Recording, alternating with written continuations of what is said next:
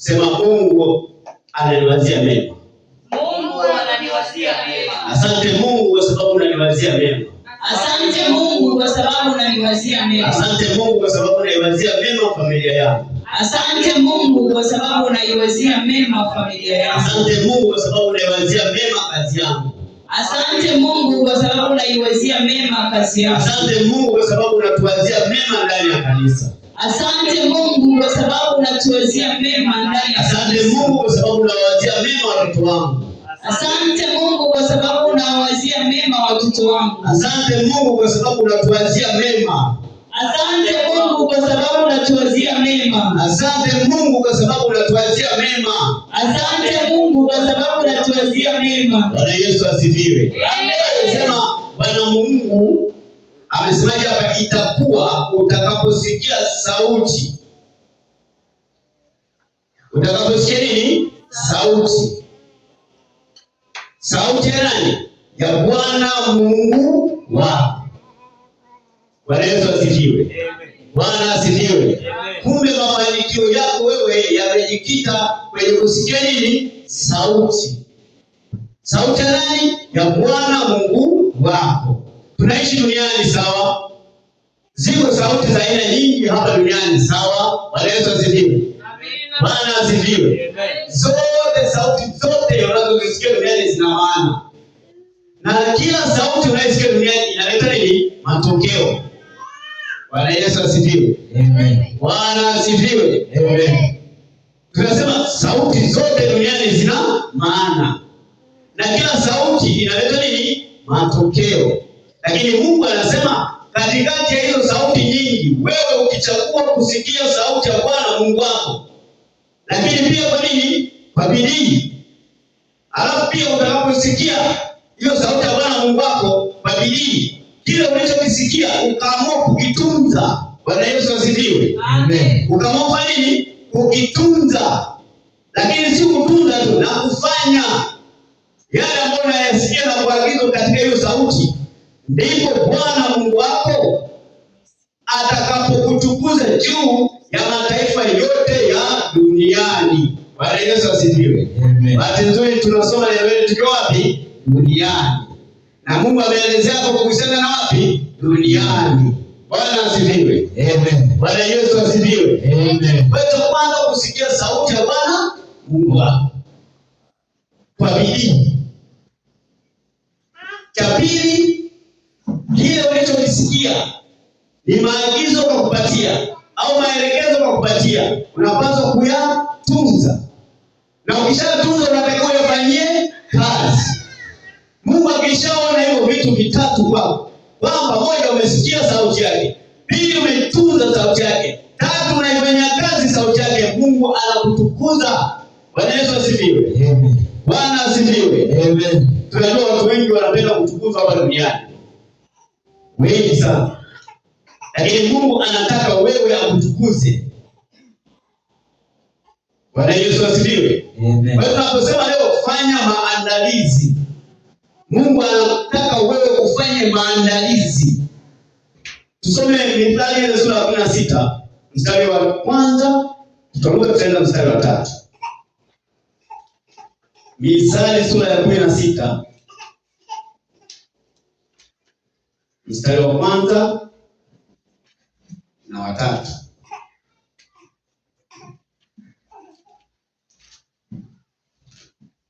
Nitasoma katika jina la Yesu. Amina. Maandalio ya moyo ni ya mwanadamu, bali jawabu la ulimi hutoka kwa Bwana.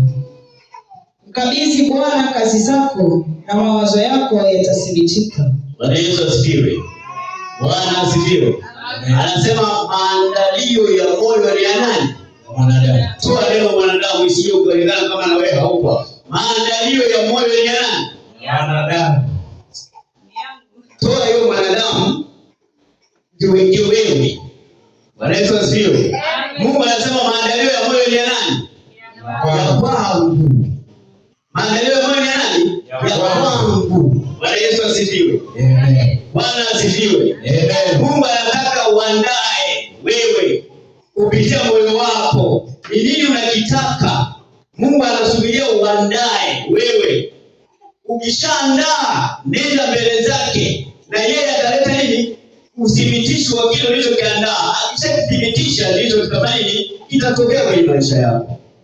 Bwana Yesu asifiwe. Amen. Bwana asifiwe. Amen. Wewe unajua unapenda vitu vingi sana.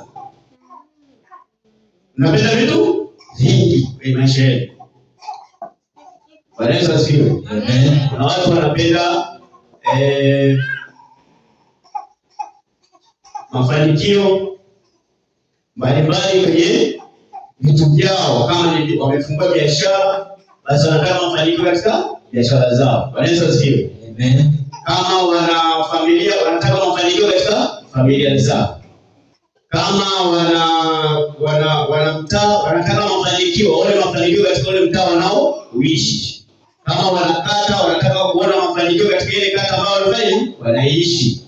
Kama wana wilaya, wana mkoa, wana taifa, wanataka mafanikio. Bwana Yesu asifiwe. Amen. Bwana asifiwe. Amen. Kwa hiyo tuko duniani, lakini lengo kubwa ni kutaka nini? Mafanikio.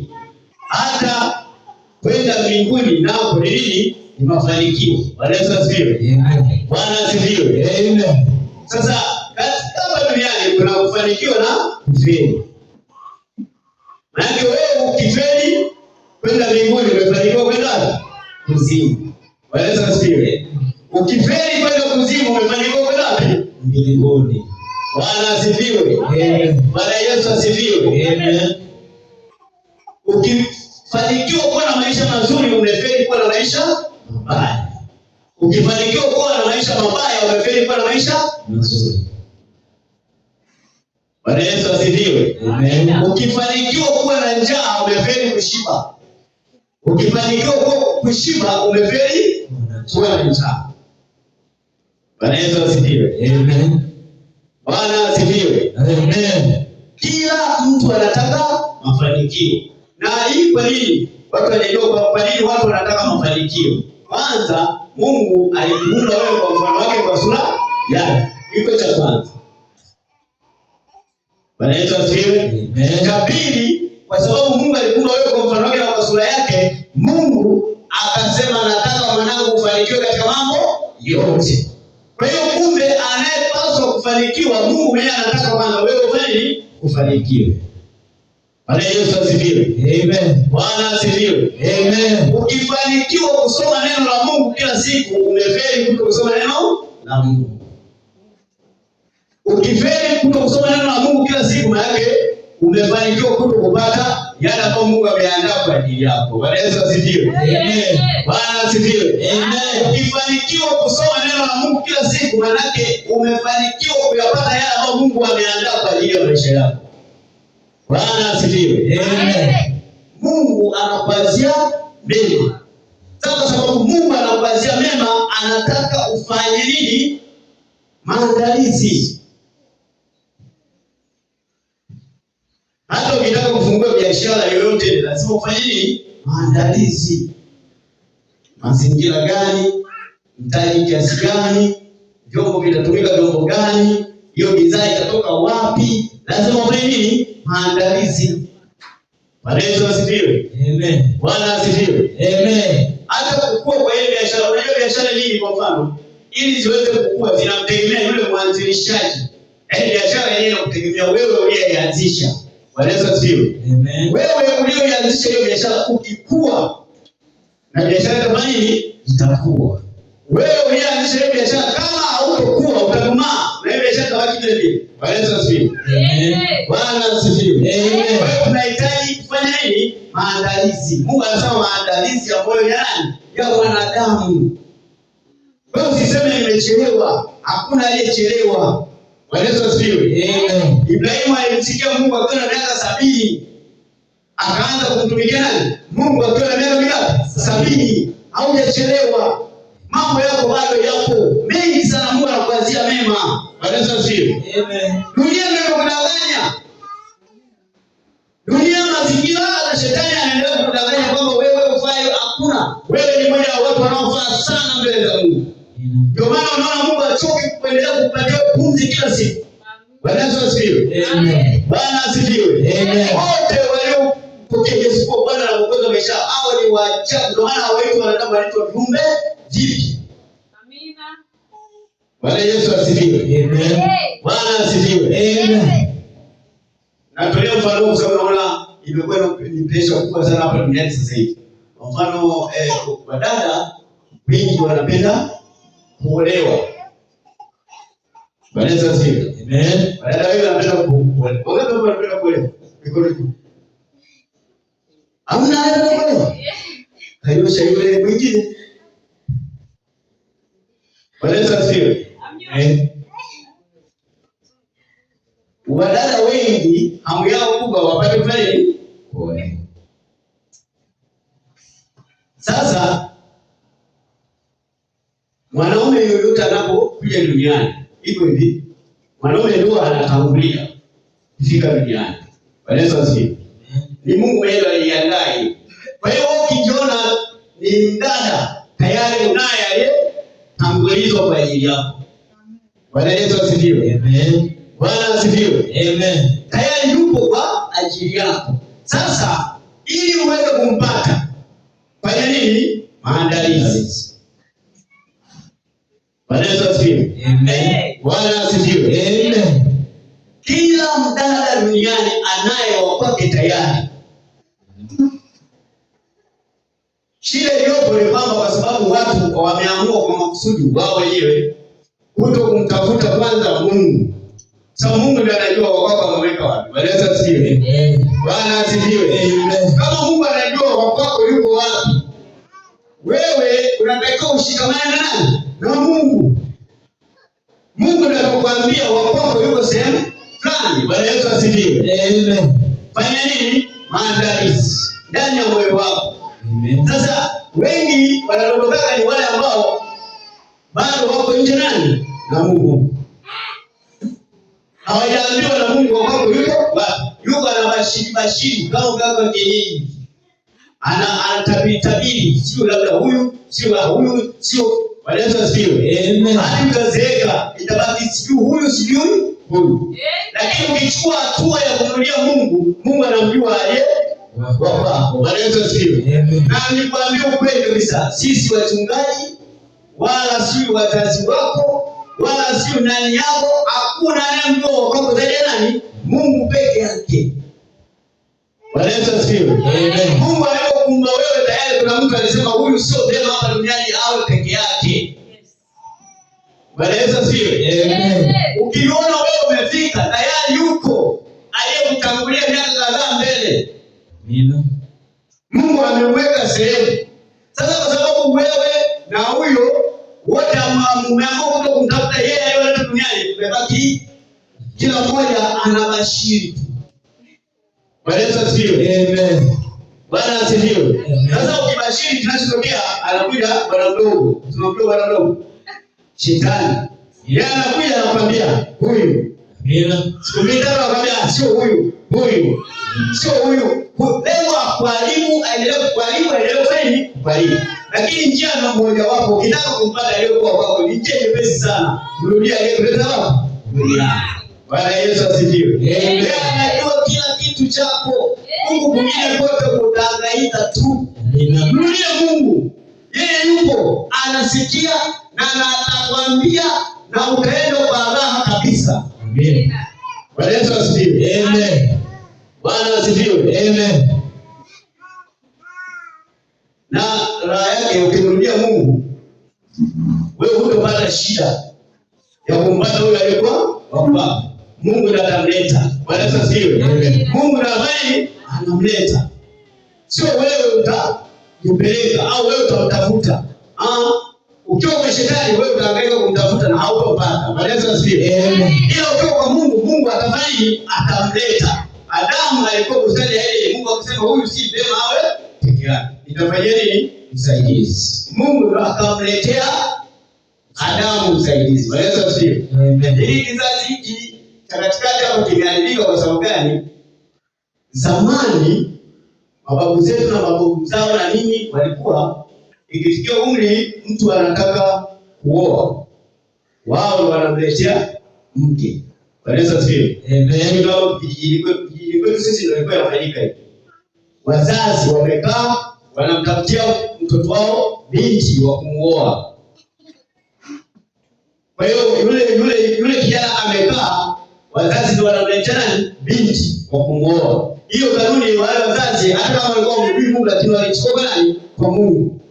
Mungu akaona huyu mwanamume sio pema awe peke yake, akamtafutia nani? Msaidizi. Mungu ndo akamletea. Sasa ilibadilika ile ya wazazi, ikaibuka nyingine ya shetani ya watu kutafutana wao kwa wao. Na imeshindikana hiyo mpaka leo, na inaendelea kushindikana mpaka milele yote. Bwana Yesu asifiwe. Amen. Bwana asifiwe. Amen. Kama watu watatafutana wao, hiyo haitowezekana. Amen. Lakini sasa kwa sababu tayari unaona kile kipengele cha wazazi kumtafutia mtu ilikuonekana kama haifai. Sasa geuka. Kama muamini mzazi wako, muamini aliyekuleta duniani, Mungu. Bwana Yesu asifiwe. Amen. Ukimtafuta Mungu, Mungu atakupatia wa kwako. Amen. Bwana Yesu asifiwe. Amen. Hata mkifika kwa mchungaji niombee, nitakuombea tu kwa kukupa moyo na kukutia moyo, lakini mwenye maamuzi kabisa ya kusema sasa namtaka wa kwangu ni wewe mwenyewe. Bwana Yesu asifiwe. Utakapochukua hatua ya kumtafuta Mungu kwa bidii, amesema hapa kwamba mtakapoisikia sauti ya Bwana Mungu wenu kwa bidii na kuyatenda yale yote ninayokuagizeni leo, ndiko Bwana Mungu wako, ndiko Bwana Mungu wako, ndiko nani? Bwana Mungu wako. Umesikia kuna mtumaini bali? Umesikia kuna mama bali? Amesema ndiko Bwana Mungu wako atakapokutukuza. Maana utukufu ni moja ya kukuletea yule wa kwako. Bwana Yesu asifiwe. Fanya maandalizi ya moyo ni ya kwako wewe. Maandalizi ya moyo ni ya kwako wewe. Wewe ndio unayeamua. Mungu anakuja kuthibitisha kile unachoamua. Neno lake linasemaje? Anasema kama walivyokataa kuwa na Mungu katika nafsi zao, Mungu aliwaacha. Bwana Yesu asifiwe. Bwana asifiwe. Leo unaona mambo mengi, vurugu ni nyingi, sio watu wana nini? Mungu amewaacha. Kwa sababu hawajataka kufuata yeye aliyowaleta duniani. Wametaka kufuata yao waliokuja duniani. Bwana Yesu asifiwe. Fanya nini? Maandalizi ya moyo ni ya wanadamu. Mimi wakati nimefikia wakati wa kuoa, mke wangu alikuwa ni shahidi na Mungu alikuwa ni shahidi. Bwana Yesu asifiwe. Amen. Niliamua kupiga magoti, nikamwambia Mungu, kuanzia leo sitatongoza mwanamke yoyote. Amina. Na hivyo wa kwangu umemwandaa ukamleta. Bwana Yesu asifiwe. Amen. Bwana asifiwe. Amen. Mke wangu akaletwa. Bwana Yesu asifiwe. Amen. Bwana Yesu asifiwe. Amen. Sio watu siku wanasema sio lazima uongee naye sana na hivyo. Mimi kama nielepo. Yaani katika kizazi hiki mmoja ya watu pia ambao wamepata neema ya kama Adamu alipata kuletwa mke nyingine pia. Amen. Bwana Yesu asifiwe. Kama ni shahidi, hakuna sehemu yoyote tulikaa tukasimama nikaanza kumuelezea chochote. Amen. Mungu alileta. Alipomleta ikathibitika mpaka tukaoana mpaka leo tunaona tunaendelea. Bwana Yesu asifiwe. Amen. Usipokuwa na Mungu utasimama sana kwenye nyembe. Amen. Sifu. Utapigwa sana na Mungu. Amen. Na utapata matokeo. Bwana Yesu asifiwe. Amen. Bwana asifiwe. Amen. Usipokuwa na Mungu, akiwa utataabika sana. Shetani anataka watu ambao hawamuuze, awapeleke. Sina Mungu alimwambia wewe unatoka wapi? Asema natoka duniani kuzunguka na kufanya kuwachanganya watu. Wengine wao walevi, wengine waubizwe, wengine wafanye nini? Shetani ndio yuko hivyo. Bwana Yesu asifiwe. Amen. Lakini unapokuwa na Mungu, Mungu anakuletea wa kwako, utataabika. Na ukishakuwa na Mungu, wewe unakwenda na unaweza kusikia kuna kesi mahakamani, kesi za madai. Amen. Maana usikipa mtu amefungua kesi ya madai. Amen. Zile kesi zifanya kwa wale wanadamu. Zile kesi hata wewe unatakiwa uwe nazo. Bwana Yesu asifiwe. Amen. Mungu amesema hivi. Na tumfanye mtu kwa mfano wetu, kwa sura yetu ili wakatawale. Alafu sura ya pili akasema huyu mwanaume si vyema awe peke yake. Nimekufanyia nani? Msaidizi. Maana pia huyu mwanamke si kama awe peke yake. Yuko msaidizi wake. Bwana asifiwe. Amen. Yuko kumsaidia. Bwana asifiwe. Amen. Kesi ya madai ipi hapo? Kama wewe uko vizuri na Mungu, kama wewe hauna shida yoyote na Mungu, unaenda na kesi hii ya madai. Mungu alisema katika neno lake, sio vyema mimi niwe peke yangu. Utanifanyia nani? Msaidizi wa kufanana naye. Ninakuja kumdai katika jina la Yesu. Bwana asifiwe. Amen. Bwana asifiwe. Amen. Ninamhitaji huyo. Mimi simjui, wala wazazi wangu hawamjui, ila wewe Mungu unamjua. Mungu anajua wapi alipo. Ninamhitaji sasa kwenye maisha haya. Bwana Yesu asifiwe. Ukienda na kesi hiyo, kwanza umebeba neno lake. Pili unaenda kudai haki yako. Mungu atakuletea tu. Bwana Yesu asifiwe. Amen. Bwana asifiwe. Amen. Lakini kwa nini unahangaika? Kwa sababu bado hujaamua katika fahamu zako kuwa na Mungu. Kwenye fahamu zako umeamua kuwa na vitu vya dunia hii, vinakuchanganya sana. Bwana Yesu asifiwe. Amen. Kwa hiyo Mungu yeye amejiandaa.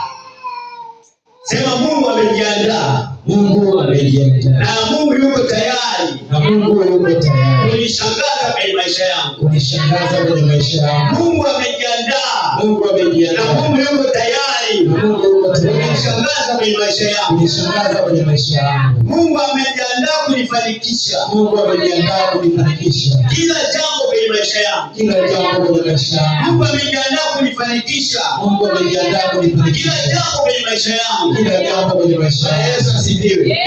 Anasema, mbona mimi bado sifungi ndoa? Hujafanya maandalizi. Yesu asifiwe. Maandalizi sio haya ya duniani. Maandalizi ya rohoni. Unapoenda mbele za Mungu unaenda kumwambia nini? Yesu asifiwe. Amen. Madai. Sasa wewe unaenda kudai, una haki. Kwa sababu wote wanaenda mahakamani kudai, lazima wawe na haki. Mimi nimenunua uwanja lakini naona amenidhulumu huyu, nimekuja kudai haki yangu. Anaitwa yule aliyeuza, anaitwa mashahidi, wanaanza. Bwana Yesu asifiwe. Amen. Wewe mvivu kwanza wa kumkaribia nani? Mungu. Bwana Yesu asifiwe. Amen. Wewe ni mvivu wa kumkaribia Mungu, lakini ni jasiri wa kumkaribia shetani. Bwana Yesu asifiwe. Amen. Utaendaje kudai haki yako mbele za Mungu kama wewe ni jasiri wa kumkaribia nani? Shetani. Maneno yoyote yatakayofika kinyume na neno la Mungu, haya maneno yametoka kwa nani? Shetani. Hata ukisema huyu naona ananiambia vizuri, ananipendeza moyo, yametoka kwa nani? Kwa Shetani. Utapata majibu yake. Bwana Yesu asifiwe. Amen. Bwana asifiwe. Amen. Soma neno la Mungu. Mungu amejidhihirisha yeye kwanza katika nini? Neno lake. Anasema hapo mwanzo kulikuwa na neno, na neno alikuwa kwa Mungu, na neno alikuwa nani? Mungu. Wewe unamtaka Mungu, sasa anza kwa nini? Kwenye neno lake. Bwana Yesu asifiwe. Amen. Bwana asifiwe. Amen.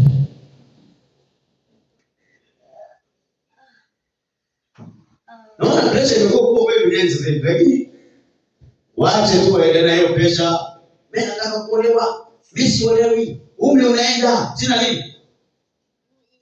Na utaenda mpaka mshoni kama umri siku tu. Bwana Yesu asifiwe. Amen. Bwana asifiwe. Yaani mshoni utashangaa tu hiyo ilishazama giza nyingi. Amen. Unaitwa bibi na una ujukumu. Bwana Yesu asifiwe. Amen. Hawajaona wabibi ambao hawana jukumu. Wapo. Bwana Yesu asifiwe. Sije ukasema ni tasa, hakuna tasa duniani. Sala alikuwa na mtoto miaka mingapi? 80 kule akapata mtoto. Na alipata mtoto baada ya kurudi kwa nani? Kwa Mungu. Kwa hiyo kumbe mambo yetu mazuri yote yanapatikana yakisharudi kwa nani? Kwa Mungu. Bwana Yesu asifiwe. Hapo katikati ukijisumbua tu na kujirisha upepo. Yes. Wanatokea walimu wengi, kudanganya mengi, wanataka pesa yako. Lakini ukweli ni kwamba ili uweze kupata kilichokuwa cha kwako, mrudie yeye aliyekuleta duniani. Yeye anajua ukweli wote. Bwana Yesu asifiwe. Amen. Amenidanganya sana. Si unakuta wengine wanaanza kusikia simameni maneno yote waongo. Wewe ndio Mungu wa kwanza kwa sababu wewe sio dangani. Ukakubali uongo. Na baba wa uongo. Na yeye akakupeleka kwenye uongo, ukatembea naye katika uongo. Sasa kwa nini unaanza kusikia wengine wote kwa ajili ya udhaifu wako mwenyewe uliochagua kutembea na shetani? Bwana Yesu asifiwe. Amen. Rudi kwenye yeye aliyekuleta duniani.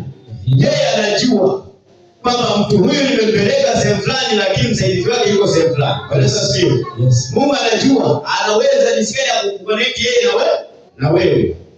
Yeye anaangalia rohoni, sio mwilini. Bwana Yesu asifiwe. Amen. Bwana asifiwe. Amen. Bwana Yesu asifiwe. Kwa hiyo Mungu anakuagiza leo ufanye nini? Maamuzi. Mambo yako yoyote yale unataka yaende vizuri, fanya maamuzi. Msogelee Mungu. Mungu nimekuja na jambo hili la familia. Wewe umenileta katika familia hii. Ninaomba mwongozo wako Mungu. Bwana Yesu asifiwe. Amen. Ninaomba nini? Mwongozo wako. Ukifanya maamuzi, Mungu anakuja kuyathibitisha yale maamuzi. Bwana Yesu asifiwe. Amen. Kwa hiyo yeye anasubiria wewe ufanye maandalizi. Bwana Yesu asifiwe. Amen. Bwana Yesu asifiwe. Unataka nini kwenye maisha yako? Mungu afanye. Fanya nini? Maandalizi. Unataka nini kwenye maisha yako? Mungu akupatie. Fanya nini? Maandalizi. Ile haja ya moyo wako unataka kile kitimie. Fanya nini? Maandalizi. Bwana Yesu asifiwe. Amen. Bwana asifiwe. Amen. Yeye ametuita. Tusome Mathayo sura ile ya 11 mstari 28. Ametuita yeye watu tuna. Kwa hiyo Mungu yuko tayari kutufanyia chochote kile. Bwana Yesu asifiwe. Lakini wale ambao Mungu yuko tayari kufanyia chochote kile, wao wako busy mbali na Mungu. Mathayo sura ya 11 mstari wa 28. Mathayo 11:28.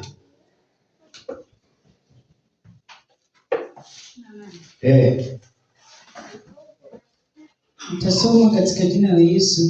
Njooni kwangu ninyi nyote msumbukao na wenye kulemewa na mizigo, nami nitawapumzisha. Kuna mzigo gani kwenye maisha yako? Bwana Yesu asifiwe. Amen. Kuna mzigo gani kwenye maisha yako? Jiulize hilo swali. Kama wewe una mzigo hata kupata mwenza, Yesu anasemaje? Njooni nyote mnao leo na kusumbuliwa na mzigo, na mimi nitawapumzisha. Kumbe yeye anajua na majibu. Bwana Yesu asifiwe. Majibu yetu sisi yako Bwana kwa Yesu. Njooni kwangu ninyi nyote msumbukao na wenye kuelemewa na mizigo, nami nitawapumzisha. Bwana Yesu asifiwe. Amen. Kama kuna mizigo inakusumbua, kama kuna mambo yanakusumbua, yuko kumkimbilia, yeye atakupumzisha na hayo mambo yote atanyamaza kimya kwako. Bwana Yesu asifiwe. Amen. Bwana asifiwe. Amen. Huko duniani hapo unahangaika, unataabika, kila kitu kinakupeleka ambapo wewe hutaki. Yuko yeye aliyekuleta, anataka akupumzishe hivyo vyote upate raha. Bwana Yesu asifiwe. Amen. Watu wangu wanaangamizwa kwa kukosa nini? Maarifa. Unapokosa maarifa ya Mungu utapata maarifa ya shetani.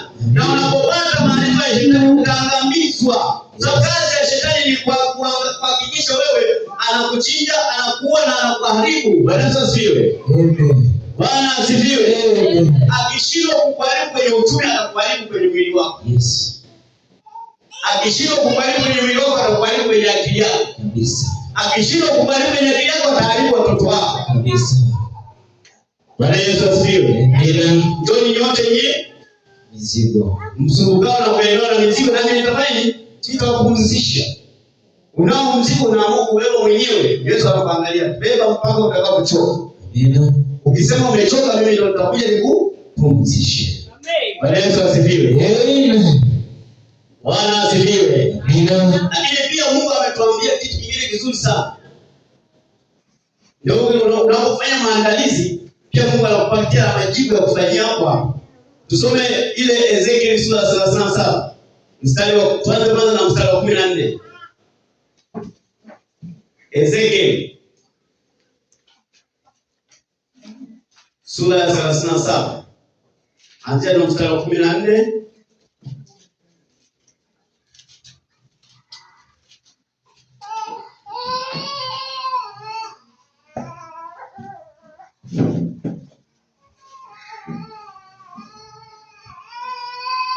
Nasoma katika jina la Yesu. Amina. Nami nitatia roho yangu ndani yenu, nanyi mtaishi, nami nitawawekeeni katika nchi yenu, nanyi mtajua ya kuwa mimi ni Bwana. Nimesema haya na nitayatimiza, asema Bwana. Nami nitatia roho yangu ndani yenu, nanyi mtaishi, nami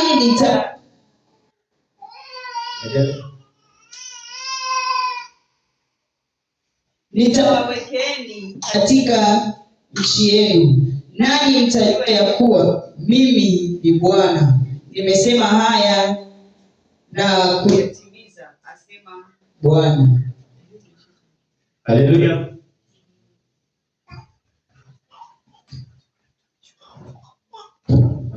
Haleluya. Neno la Mungu linatuambia, anasema nami, Mungu anasema, Yesu asifiwe, nami nitatia roho yangu ndani yenu, nanyi mtaishi, nami nitawawekeni katika nchi yenu, nami nitawawekeni katika nchi yenu. Baba, sasa hivi sisi nchi yetu ni nchi gani? Tanzania. Yesu asifiwe. Bwana asifiwe. Amen. Ametuweka hapo Mungu. Sasa angalia, anaendelea anasema, nami nitawawekeni katika nchi yenu, nanyi mtajua ya kuwa mimi ni Bwana. Nimesema hayo na kuyatimiza. Asema nani? Bwana. Kumbe kila jambo analosema Bwana lazima afanye nini? Atimize. Bwana Yesu asifiwe. Amen. Kama alisema atakufanyia msaidizi wa kufanana na wewe, maana yake ni lazima afanye nini? Atimize. Sasa Mungu ili aweze kutimiza, ndio anatakiwa wewe sasa ufanye nini? Maandalizi ya moyo. Bwana Yesu asifiwe. Amen. Mungu ili aweze kutimiza kile unachotaka, wewe unatakiwa ufanye maandalizi. Yes. Kwa mfano leo hii unaomba Mungu, kwa mfano unaenda kudai Mungu, kwa sababu Yesu anasema kwamba amechukua maskini wetu, ametupatia utajiri wake. Si ndio? Yeah. Wewe unajiandaaje kuishi kitajiri? Bwana Yesu asifiwe. Amen. Kwa mfano sasa hivi Mungu labda akupatie neema, umepata milioni 500. Sio unaomba kichapa. Bwana asifiwe. Kama tu ukipata tu 100,000, unataka mpaka tu wote wajue. Ukipata tu 100,000, ukiingia kwenye daladala, yaani unaona kama kondakta anapochangisha watu nauli, unaona kama ungemaliza tu wewe moja kwa moja. Ndio. Bwana Yesu asifiwe. Alikupa milioni 500. Sio kama serikali yote inaweza nikakopesha wale fulani shida. Bwana Yesu asifiwe. Amen.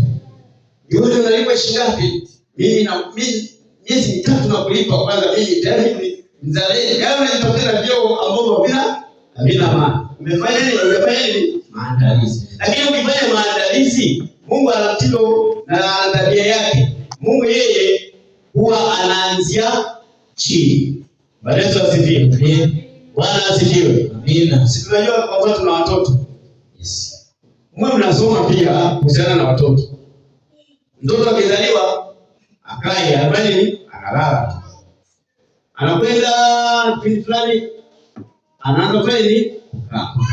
Atakwenda kipindi fulani ataanza kufanya nini? Kutambaa. Atakwenda kipindi fulani ataanza kufanya nini? Kusimama. Sio kutembea, kusimama. Atakwenda kipindi fulani ataanza kufanya nini? Kutembea. Ataenda kipindi fulani ataanza kufanya nini? Kukimbia.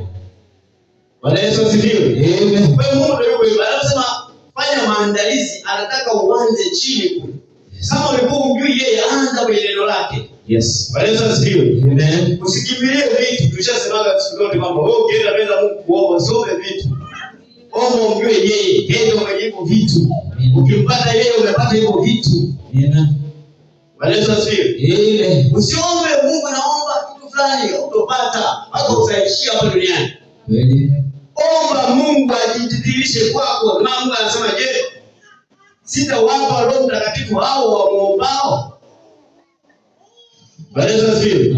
Anajua kwamba wewe ukishakuwa na Roho Mtakatifu ndani yako, hamna chochote utakachokikosa kwenye dunia hii. Hakipo. Bwana Yesu asifiwe. Hakipo utakachofanya nini? Utakachokikosa. Fanya maandalizi. Bwana Yesu asifiwe. Amen. Sasa turudi sasa hapo kwa hiyo Ezekiel sura ile ya 37 anzia mstari wa kwanza hadi wa 10. Mstari wa kwanza hadi wa 10. Nitasoma katika jina la Yesu. Amina. Sasa hapa anazungumza kwa mfano, lakini maisha yako wewe halisi.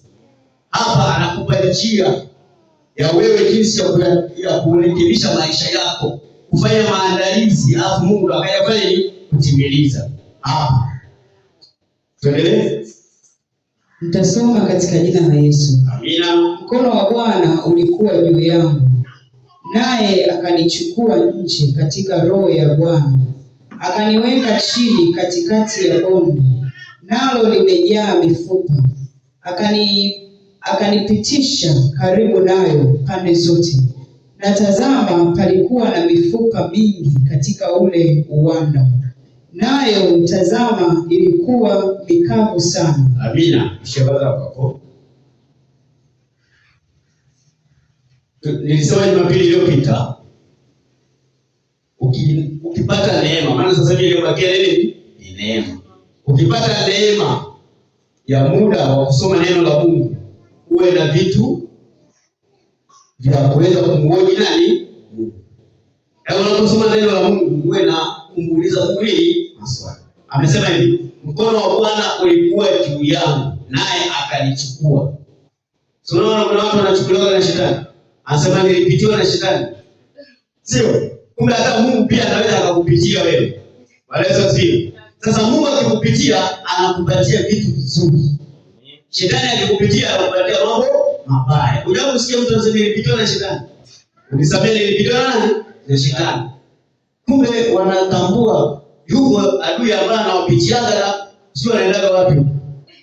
Walezo sio. Bwana asifiwe.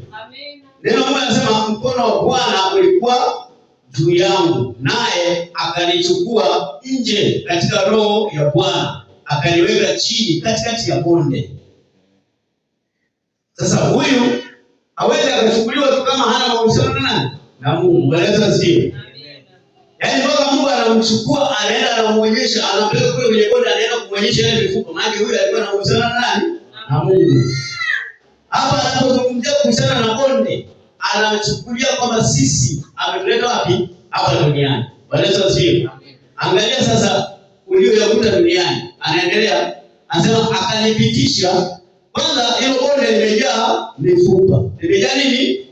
Duniani hapo kuna mambo magumu, kwa tafsiri nyingine. Kwamba ametuleta duniani lakini kuna mambo nini? Magumu. Bwana asifiwe. Kuna mtu ambaye kupata hela kiurahisi. Ameshuhudia mama mchungaji hapa.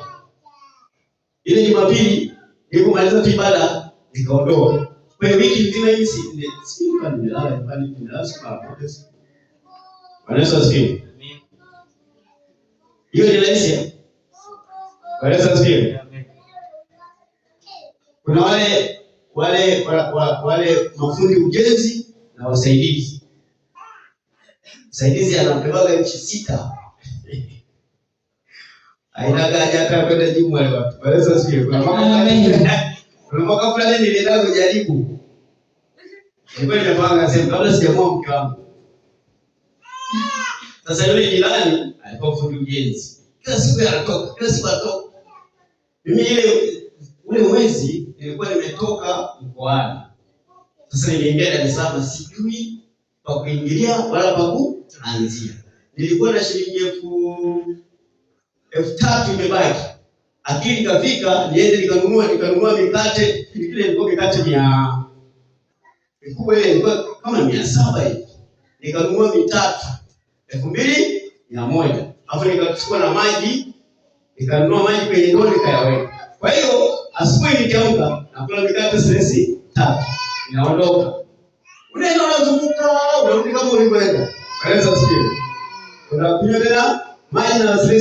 Sasa ikaenda kama wiki ya 3, naona ile mikate sasa maji inaenda kuisha. Kanisa sikio. Nani mwana jirani yangu yeye anatoka na kidege, anarudi na kidege. Kanisa sikio. Nikawafanya kaambia bana. Mimi ni jirani yako lakini yaani sielewi maisha yangu yanakuaje. Kwa hiyo kama una chochote kama nifundisha, akasema mimi ukiona natoka hapa kwa sababu mimi fundi wa ujenzi. Kwa hiyo ziko kazi ndogo ndogo za kufanya saidia fundi. Baada ya siku. Kwa kama utaweza hata mimi naweza. Na siwezi kusaidia fundi. Nikawa mimi naweza. Tukatoka siku hiyo akanilipia nauli tukaenda. Ukifika Tegeta Mazembe pale mbele unakuja hivi kama unaenda Madale. Yuko kule tukaingia tena kushoto. Sasa kama tunaenda site tumefika sehemu ya kula ile kula asubuhi. Anasema ndugu wangu hapa kula chapati 4 na supu ya nguvu na maji twende kazini. Nisa dada hamna mimi nakula tu chapati moja tu. Unaweza kusikiliza. Leo wewe maji ya chapati moja kesho utamwambia huyo. Baleza asikie. Amen. Basi nikamwambia mama lete akaleta supu na chapati moja. Nasema basi beba na maji ya kunywa. Nikabeba maji. Nikataka madogo sasa usichukue madogo chukua makubwa. Nikachukua yale makubwa. Tukaondoka.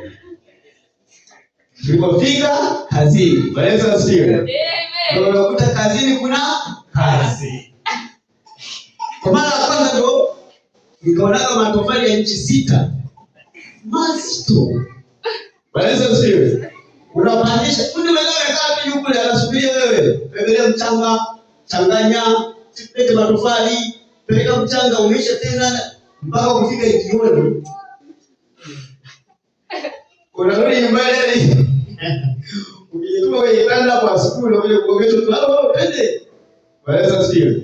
Siku ya pili sikwambia tena kwamba kuna chapati 4. Wewe na mama niombe chapati 4 na supu. Waweza sio. Amen. Hapo ndo wapi? Duniani. Ndio hichi tunachozungumzia kwamba kuna mifupa nini? Nikaa. Mungu anapozungumza jambo hafafanui kwa jinsi alivyo. Hata Yesu alipofika, wengi walikuwa wanapata shida sana kumuelewa Yesu sababu yeye alikuwa hafafanui. Yeye anawaambia kwa mifano, hata kama una roho lazima atakufafanulia. Bwana sio. Ametuleta duniani kuna mambo magumu. Sasa anatuambia katikati ya hayo mambo magumu na wapa njia jinsi ya kuishi. Bwana Yesu asifiwe. Amina. Akaendelea bali anasema akanipitisha katika karibu nalo pande zote na tazama palikuwa na mifupa mingi katika ule uwanda. Palikuwa na nini? Na mifupa mingi katika ule uwanda. Duniani kuna mambo magumu mengi. Kwa hiyo unaweza ukapitishwa huku, ukakutana na magumu, ukapitishwa huku, ukakutana na magumu yako mengi. Bwana Yesu asifiwe. Usipofanya maandalizi ya moyo, utaona duniani hapa ni pagumu. Haleluya. Bwana asifiwe. Endelea. Mstari wa 3 anasema, akaniambia, wanadamu, je, mifupa hii yaweza kuishi? Nami nikajibu, Bwana Mungu, wajua wewe. Akaniambia tena, toa unabii juu ya mifupa hii, uiambie, enyi mifupa mikavu, lisikieni neno la Bwana. Ishara. Bwana Yesu asifiwe. Amen. Bwana asifiwe. Amen. Umeona hapo? Mungu anajaribu kumwonyesha mwanadamu mleto duniani. Lakini kuna mambo magumu. Bwana Yesu asifiwe. Bwana asifiwe. Amen. Je, katikati ya hayo mambo magumu unaweza ukaishi ukapata mambo mazuri? Ukapata mambo mepesi?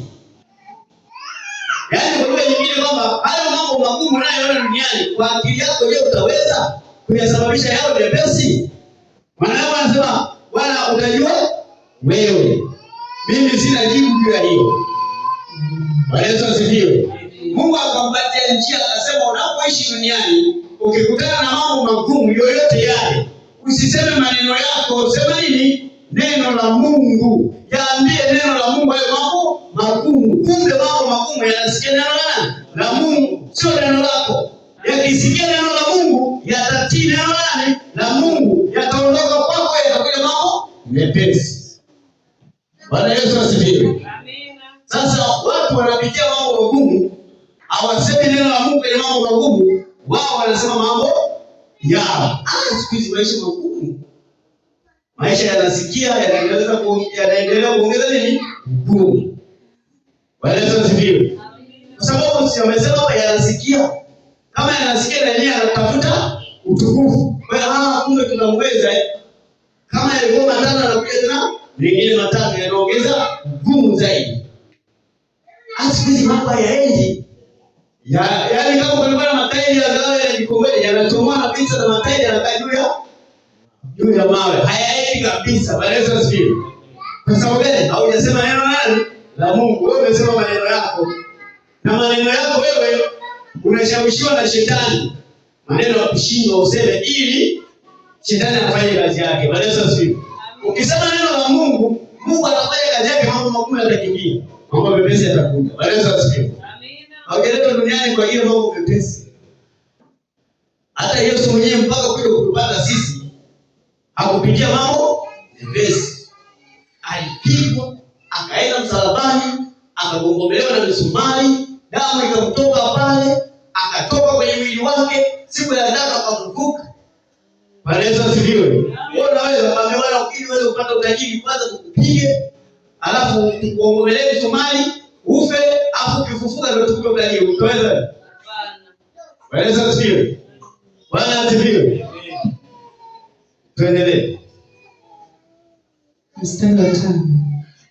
Bwana Mungu aiambia mifupa hii maneno haya, tazama nitatia pumzi ndani yenu, nanyi mtaishi. Nami nitatia mishipa juu yenu, nanyi mtaleta nyama iwe juu yenu, na kuwafunika ngozi, na kutia pumzi ndani yenu, nanyi mtaishi. Nanyi mtajua ya kuwa mimi ndimi Bwana. Amina. Nasikia hiyo kitu.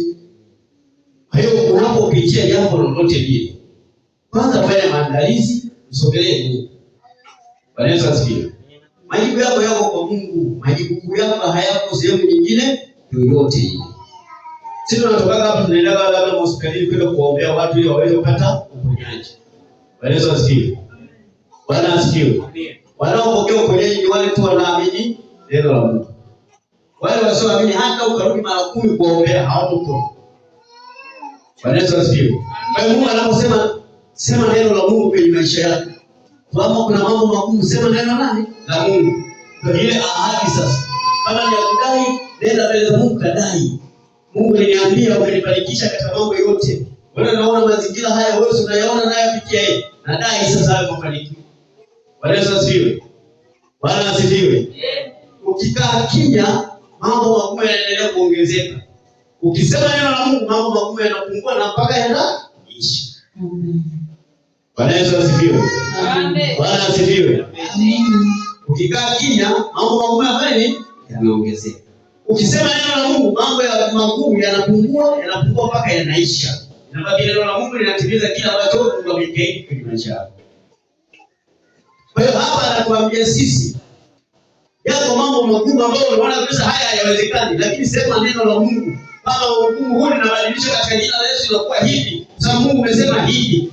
Linabadilisha katika jina la Yesu inakuwa hivi, kwa sababu Mungu amesema hivi. Bwana asifiwe. Amen. Kwa Yesu sio na kitu fulani linabadilisha katika jina la Yesu, kwa sababu Mungu amesema hivi na itakuwa hivi kama Mungu alivyosema. Amen. Bwana asifiwe. Amen. Kwenye maisha yangu yatakuwa 1, 2, 3. Yale ambayo Mungu ameyasema ndio unayatamka. Kwenye maisha yangu kutakuwa na 1, 2, 3 kama Mungu alivyosema. Amina. Bwana Yesu asifiwe. Amen. Bwana asifiwe. Amina. Kuna watu nakumbuka walipigwa walitaka kuhubiri Injili. Hawana Yesu ndani yao. Wakaenda kuhubiri Injili. Wakaenda kuyakemea mapepo. Mapepo wakasema wewe sisi Paulo tunamjua. Yule na Yesu yule. Nyinyi mmetoka wapi? Bwana asifiwe. Kwa sababu unajua mapepo hayatoki kwa mtu kama yanakuona wewe. Yanatoka kwa mtu kama yanamuona nani? Yesu ndani yako. Bwana asifiwe. Hayakuogopi wewe, yanakuogopa nani? Yesu aliyepo ndani yako. Sasa cheki wale watu hawana Yesu ndani yao. Tena wamepigwa wanasema tunakuamuru wa Paulo. Kwa jina la Yesu wa Paulo, wakasema sisi yetu huyo Paulo tunamjua na Yesu tunamjua, lakini nyie mnatokea wapi? Walipigwa. Bwana Yesu asifiwe. Bwana asifiwe. Kwa hiyo kwenye maisha yako kama utaenda tu mbele za maisha, ukaanza kuyakemea maisha magumu na hauna Yesu, yale maisha yakiangalia ndani yako hakuna Yesu, utapigwa zaidi. Bwana Yesu asifiwe. Amina. Sababu maisha hayana mtindo wa kumtii mtu, yana mtindo wa kumtii nani? Yesu aliyoko ndani yako. Wewe fanya maandalizi. Unapoambia fanya maandalizi, fanya maandalizi. Amina. Soma neno la Mungu, soma neno la Mungu. Iko faida yako wewe, sio kwa faida ya mchungaji. Amina.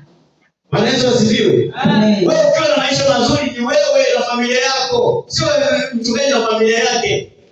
Sisi tumepewa neema tu na Mungu tuseme ukweli. Alafu tunachojifunza hapa usizani eti mimi nitoka sijifunza.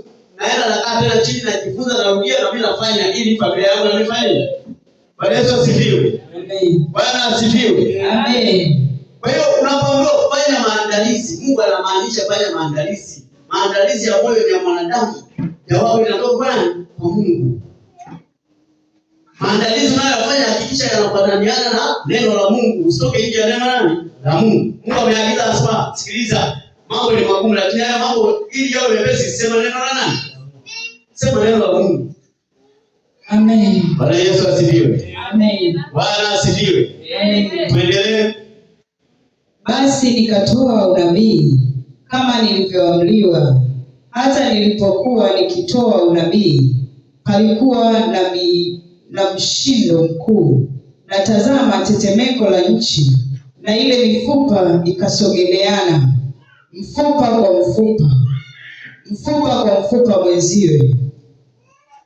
Nikatazama, kumbe kulikuwa na mishipa juu yake, nyama ikatokeza juu yake, ngozi ikafunika juu yake, lakini haikuwamo pumzi ndani yake. Bwana Yesu asifiwe. Amen. Bwana asifiwe. Kumbe anasema alipoanza kusema neno la Mungu, mifupa ikafanya nini? Ikasogelea. Ikaanza kuonekana mishipa, mara nyama, mara ngozi. Haki kwamba kuna mambo mazuri yanayofanya nini? Kutimia. Bwana Yesu asifiwe. Mambo magumu yoyote yale yanayotokea kwenye maisha yako, tamka neno la Mungu. Bwana asifiwe. Bwana Yesu asifiwe. Amina. Yeye yatabadilika kutoka kwenye hukumu yatakuja kwenye neema. Yakaanza kukupatia wewe neema. Mungu hataki kukutoa kwenye magumu unayopitia. Mungu anataka ajidhihirishe yeye kupitia magumu ambayo unapitia. Kwamba hapa asingekuwa Mungu isingetoka. Amina. Bwana Yesu asifiwe. Bwana asifiwe. Amen. Ndio anasema njoni yote nyinyi mnaosumbuka na kuelemewa na mizigo, nami nitafanya nitawapumzisha. Soma sana neno la Mungu, litakupa faida. Lina faida sana. Na ukisoma sana neno la Mungu, Roho Mtakatifu ataanza kufanya kazi na wewe. Wanadamu wa kawaida hawatakuelewa. Amen. Bwana Yesu asifiwe. Amen. Soma wanadamu wa kawaida wanatumia akili. Wewe unatumia Roho wa Mungu. Wewe unapata mambo kutoka mbinguni, wao wanapata mambo kutoka duniani. Mmetofautiana. Amen. Wao wanatengeneza system yao, wanadhani ikiwa nzuri, lakini wewe una system kutoka wapi? Juu mbinguni, inakusaidia kila eneo. Watu wanashangaa tu, mbona wewe unaendelea tu na lalamiki? Kwa sababu wewe hauko kama wao wanaotegemea mambo nini ya duniani. Bwana Yesu asifiwe. Bwana asifiwe. Amen. Bwana Yesu asifiwe. Amen. Kwa hiyo hata nimekwambia tena hili kwa sababu ndio imekuwa kama nini. Hata kama unataka mwenzi wako wa maisha, anzia wapi? Mbinguni. Usianzie duniani. Bwana Yesu asifiwe. Amen. Duniani utahangaishwa. Duniani utapata wako. Amen. Lakini ukianzia mbinguni kule, Mungu anajua, okay, huyu sasa amejitambua, ameamua kurudi kwangu na mpatia wake. Amina. Bwana Yesu asifiwe. Lakini kama utaendelea kwa duniani na kutaka mambo ya Mungu, utapata. Hautapata, utahangaika, utaendelea kuhangaika, mwisho wa siku jua litazama. Amen. Bwana asifiwe. Amen. Waambie watu fulani wasiwe na tabia ya watu ambao wanaendaga kuzika makaburini mwana. Amen. Na watu wanaendaga kuzika makaburini kama wameshiriki sana misiba mingi. Makaburini kuna watu wa aina tatu wanakuwa pale. Kuna wa kwanza ambao wao huwa wanatembea na jeneza. Wanaweza sio kupeleka wapi? Kule makaburini. Kuna wa pili, wao huwa wanatangulia makaburini kusubiri. Wanaweza sio. Yaani wao wametangulia makaburini kule kusubiria jeneza lifike.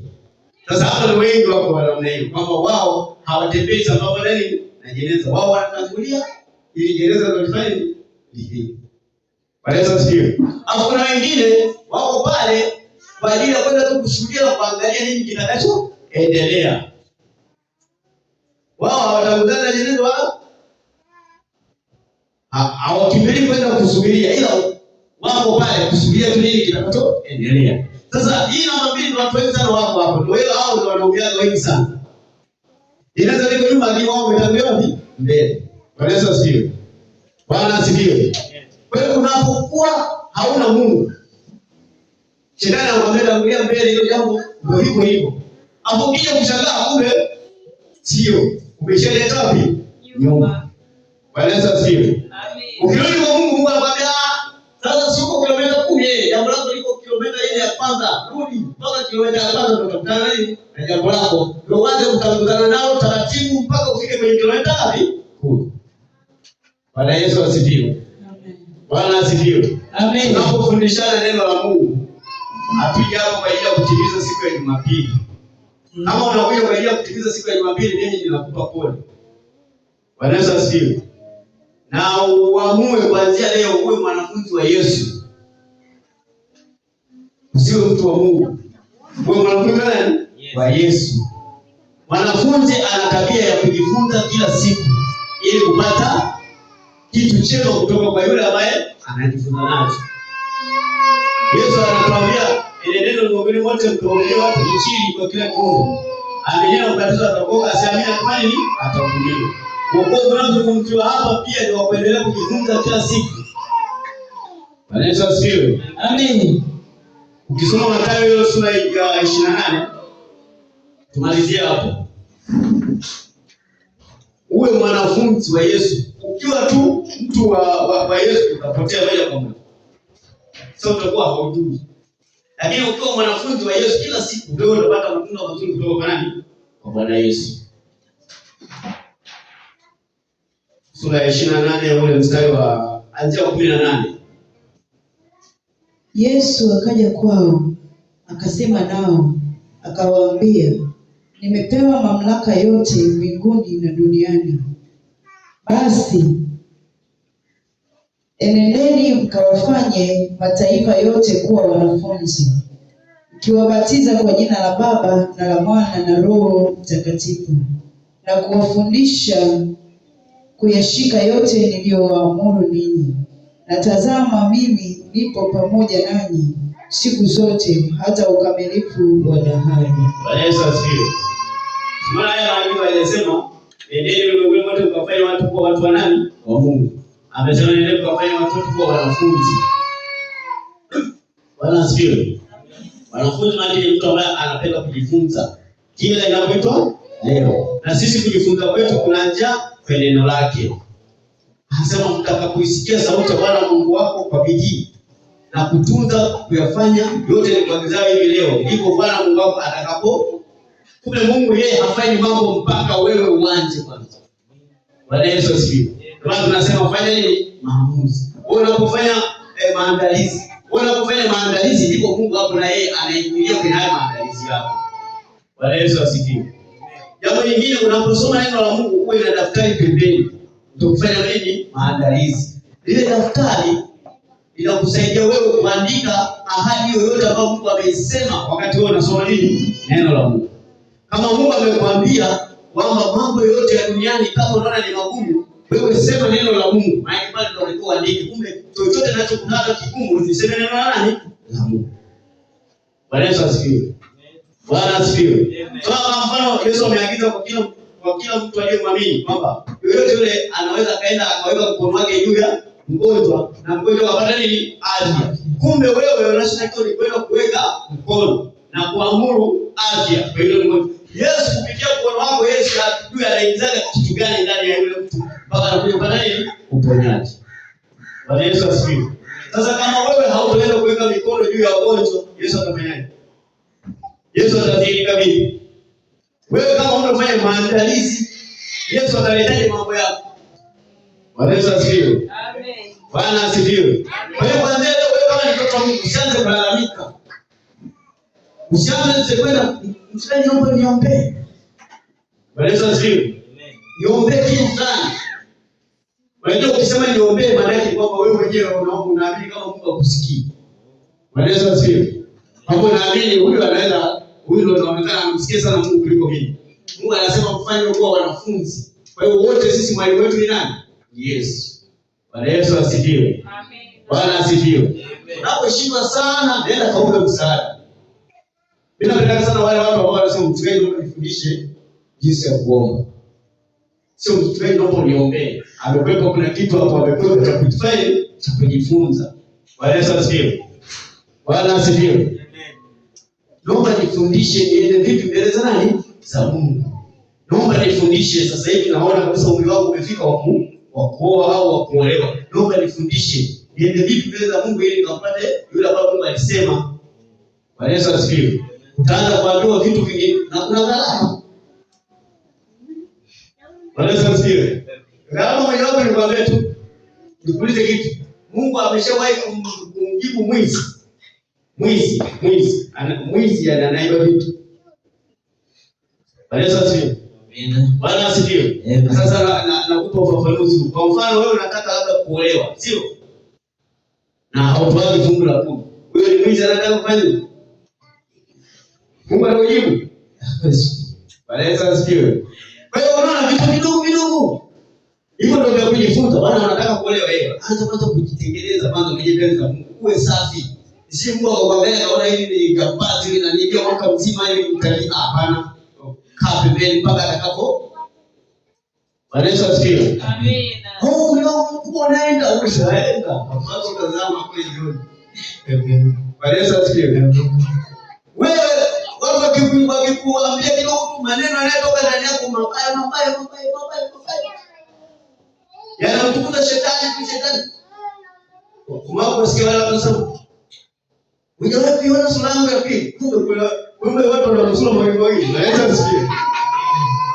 Sasa wewe unadhani Mungu anajibu. Mungu anajibu mtu mwenye sura moja tu. Mungu anasema natufanyie Mungu kwa mfano wetu na kwa sura yetu. Sio kwa sura zetu. Kwa sura yetu. Sura moja tu Mungu anajibu. Wewe kama una sura mbili mwenzetu. Unajua kuniona kwa upande wa pili, ndio una upande mwingine. Subiri mpaka upande mwingine ambao utaamua uachane nao, rudi kwenye upande mmoja wa Mungu, ndio mambo ya Mungu anafanya nini? Amen. Baba yetu na Mungu wetu wa mbinguni, Baba mtakatifu, katika jina la Yesu.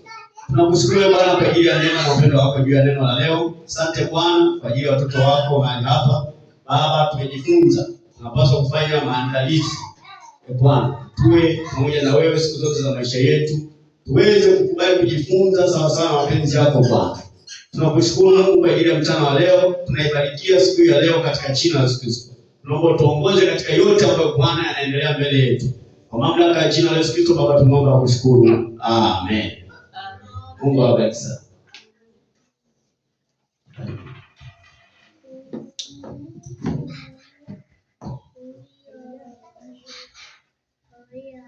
Amen. Basi chukua tu nafasi ya katibu. Sijajua yuko wapi leo lakini nadhani kipengele tupate sasa ni kwenda kumtolea Mungu. Andaa leo yako kwa ajili ya kumtolea Mungu. Bwana Yesu asifiwe. Amen.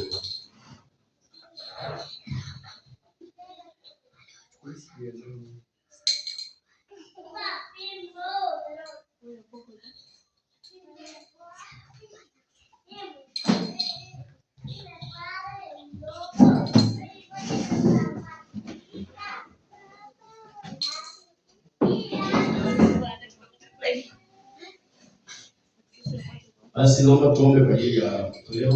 Mama hapo kakupa neema uombe kwa ajili ya matoleo. Karibu sana.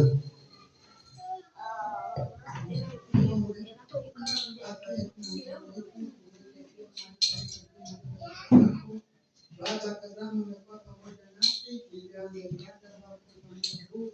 Sasa muda huu tunaanza kutoa matoleo yako. Baba, bariki wote ambao Baba wamejiandaa kutolea. Na wale ambao hawana Baba, naomba bariki siku nyingine Baba wapate kutolea. Mungu Baba, bariki yote kwa ajili yako. Amen. Amen.